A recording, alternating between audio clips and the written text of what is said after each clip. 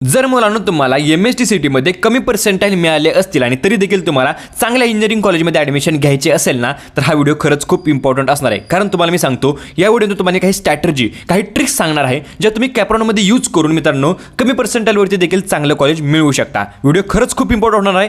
चला तर मित्रांनो थोडासा टाइमपास न करता व्हिडिओला डायरेक्टली सुरुवात करूया. मुलांनो तुम्ही लवकरच ऑप्शन फॉर्म फिलिंग करणार आहात किंवा कॉलेज लिस्ट बनवून ते अपलोड करणार आहात. परंतु त्याकडे तुम्हाला एक प्रश्न विचारतो, तुमच्याकडे महाराष्ट्रातील किती इंजिनिअरिंग कॉलेजेसचा डाटा आहे, तुम्हाला किती इंजिनिअरिंग कॉलेजबद्दल माहिती आहे? तर तुमचं उत्तर काय असणार आहे की मला पुण्यातील 25-30 किंवा मुंबईमधील 25-30 कॉलेजेसचं नाव माहिती आहे, लोकेशन माहिती आहे, प्लेसमेंट्स माहिती आहेत.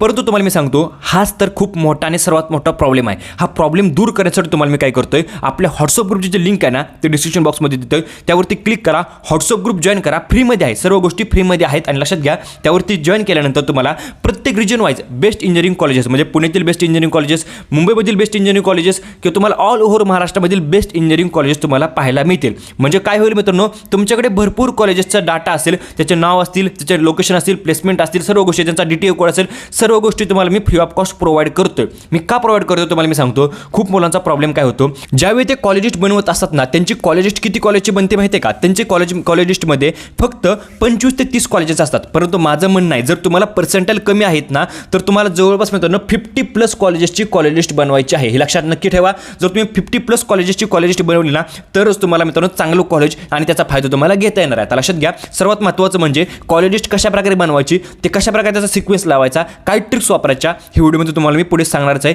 त्या अगोदर सर्वात महत्त्वाची गोष्ट तुम्हाला मी सांगत होतो. काय होतं मित्रांनो, तुम्ही ऑप्शन फॉर्म फिलिंग मित्रांनो कॅप्रॉन 1 साठी ज्यावेळेस करता, त्याच मित्रांनो तुम्ही कॉलेज लिस्ट बनवता, ती अपलोड करता आणि त्यामधील एखादं कॉलेज तुम्हाला अलॉट होऊन जातं. आणि मुलं काय करतात मित्रांनो, कॅप्रॉन 1 मध्ये जर एखादं कॉलेज लागलं तर पटकन मित्रांनो पॅरेंटच्या प्रेशरनी किंवा स्वतःच्या मनानेच मित्रांनो ॲडमिशन कन्फर्म करून टाकतात. माझं म्हणणं आहे मित्रांनो, कॅप्रॉन 1 मध्ये कोणतंही कॉलेज लागू द्या, त्याला बेटरमेंट नक्की करा आणि कॅप्रॉन 4 पर्यंत बेटरमेंट करा. कॅप्रॉन 1 मध्ये बेटरमेंट करा, कॅप्रॉन 2 मध्ये बेटरमेंट करा, कॅप्रॉन 3 मध्ये, 4 मध्ये मित्रांनो बेटरमेंट करत राहा. काय मित्रांनो, त्यामध्ये तुमचा काहीच लॉस नाहीये, त्यामध्ये तुमचा फायदाच होणार आहे. त्यासाठी माझं म्हणणं आहे, जर पर्सेंटाइल कमी आहेत तर कॅप्रॉन 4 पर्यंत जावा आणि शक्य असेल तर स्पॉट राऊंड आणि ILS राऊंडला मित्रांनो तुम्ही जावा. कारण मित्रांनो स्पॉट राऊंड आणि ILS राऊंडमध्ये कमी पर्सेंटाइलवरती देखील चांगलं कॉलेज मिळण्याचे भरपूर चान्सेस असतात. दरवर्षी मी एक गोष्ट पाहतो, कमी पर्सेंटाइल आली की अनेक विद्यार्थ्यांना वाटतं की आपल्याकडे आता फक्त 2च ऑप्शन आहेत, एक तर ड्रॉप घ्या किंवा मिळेल त्या कॉलेजमध्ये ॲडमिशन घ्या. पण खरं सांगायचं तर आजच्या काळात प्रत्येक कॉलेज सारखं नसतं. काही कॉलेज फक्त ॲडमिशन देत नाहीत, तर पुढच्या 4 वर्षानंतर तुम्ही काय बनणार यावरती जास्त फोकस करतात. अलीकडे कॉलेजबद्दल माहिती घेत असताना मला मिराई स्कूल ऑफ टेक्नॉलॉजी बद्दल समजलं आणि त्यांचा अप्रोच मला खूप वेगळा वाटला. इतर इंजिनिअरिंग कॉलेजेस सारखं फक्त थेरी शिकवण्यापेक्षा इथे पहिल्याच दिवसापासून AI, कोडिंग आणि रिअल प्रोजेक्टवरती काम सुरू होतं. म्हणजे फायनल इयरची वाट बघायची गरज नाहीये. आणखी एक खास गोष्ट म्हणजे प्रत्येक विद्यार्थ्याला फ्री मॅकबुक, इंडस्ट्रीमध्ये वापरले जाणारे AI टूल्स आणि मायक्रोसॉफ्ट, Amazon, Adobe सारख्या कंपन्यांमध्ये काम केलेल्या मेंटर्स कडून गायडन्स मिळतो. त्यांच्या स्टुडंटचे रिझल्ट देखील खूप चांगले आहेत. फर्स्ट इयर मधील श्री आद्या शर्मा यांनी गुगल द बिग कोड 2026 मध्ये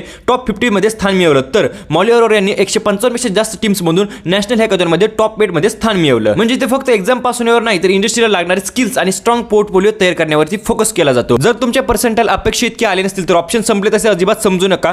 योग्य स्किल्स देणारं कॉलेज निवडणं हे फक्त मोठं नाव असलेल्या कॉलेजपेक्षा कधीच जास्त महत्त्वाचं ठरतं. जर तुम्हाला याबद्दल अधिक माहिती घ्यायची असेल तर अप्लाय करण्याची शेवटची तारीख 29 जुलै आहे आणि मेन्स एक्झाम 30 जुलैला होणार आहे. ऍप्लिकेशन करताना AVKC500 हा कुपन कोड वापरला तर तुम्हाला ₹500 डिस्काउंट देखील मिळेल. लिंक तुम्हाला डिस्क्रिप्शन बॉक्समध्ये दिलेली आहे. आता तुम्हाला मी सांगतो तुम्हाला कॉलेज लिस्ट कशा प्रकारे बनवायची. आता लक्षात घ्या, तुमच्याकडे लास्ट इयरचा कट ऑफ नक्कीच असेल. आता जर तुमच्याकडे नसेल तर तुम्ही CET सेलच्या ऑफिशियल वेबसाईटवरून डाउनलोड करू शकता किंवा मित्रांनो तुम्हाला मी व्हॉट्सअप ग्रुपवरती त्याच्या PDF सुद्धा टाकून देईल.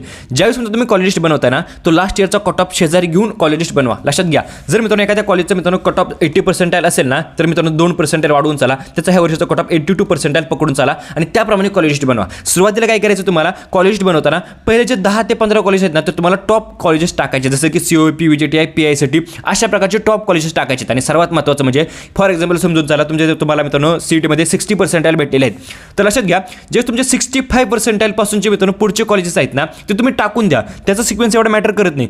परंतु ज्यावेळेस मित्र तुम्हाला 60 पर्सेंटाइल आहे त्यांचं मित्र तुमचे ज्यावेळेस कट ऑफ तुम्ही चेक करताय कॉलेजेसचा आणि त्यामध्ये तुम्हाला 60 to 65 पर्सेंटाइलवर जे कॉलेजेस तुमच्याकडे आलेले आहेत त्यामध्ये मित्रांनो सिक्वेन्स खूप महत्त्वाचा आहे. कारण तुम्हाला कॉलेज अलॉट होताना मित्रांनो तुम्ही किती जरी कॉलेज मोठी बनवली तरी मित्रांनो तुमच्या पर्सेंटाइल अकॉर्डिंगच होणार आहे. म्हणजे जर तुम्हाला 60 पर्सेंटाइल असतील तर तुम्हाला 60 to 65 पर्सेंटाइल मधील कॉलेजेस टार्गेट करायचे. त्यांचे जे टार्गेटेड कॉलेजेस आहेत त्याचा सिक्वेन्स खरंच खूप महत्त्वाचा असणार आहे. अशा प्रकारे सर्वात महत्त्वाचं म्हणजे तुम्हाला मित्रांनो तुमच्या होम युनिव्हर्सिटीचा, तुमच्या कॅटेगरीचा, TFWS ह्या सर्व गोष्टींचा मित्रांनो ॲनालिसिस करून मित्रांनो तुम्हाला तुमची मित्रांनो कॉलेज लिस्ट बनवायची आहे. आणि जर तुम्हाला काही प्रॉब्लेम येत असेल तर आपले पर्सनल काउन्सिलिंग तुम्ही जॉईन करू शकता.